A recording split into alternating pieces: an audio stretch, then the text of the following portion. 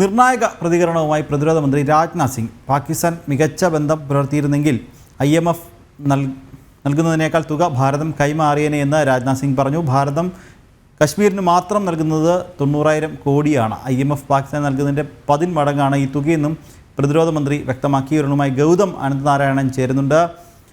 ഗൗതം,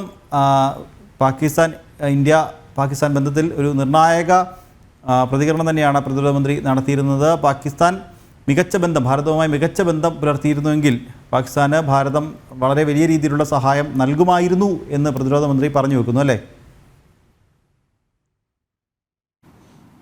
അല്ലെങ്കിൽ ജമ്മു കാശ്മീരിൽ വെച്ചാണ് കേന്ദ്ര പ്രതിരോധ മന്ത്രി രാജ്നാഥ് സിംഗ് ഇത്തരം ഒരു പ്രതികരണം നടത്തിയിരിക്കുന്നത്. അതായത് പാകിസ്ഥാൻ നമ്മുടെ രാജ്യവുമായി നല്ലൊരു ബന്ധമാണ് പുലർത്തിയിരുന്നതെങ്കിൽ ഒരുപക്ഷെ ഇന്ന് പാകിസ്ഥാൻ IMF-ൽ നിന്നും കടമായി എടുക്കുന്ന തുക, ആ തുകയുടെ ഇരട്ട തുക ഭാരതം പാകിസ്ഥാന് നൽകുമായിരുന്നുവെന്നാണ് കേന്ദ്ര പ്രതിരോധ മന്ത്രി പ്രസ്താവനയിൽ വ്യക്തമാക്കുന്നത്.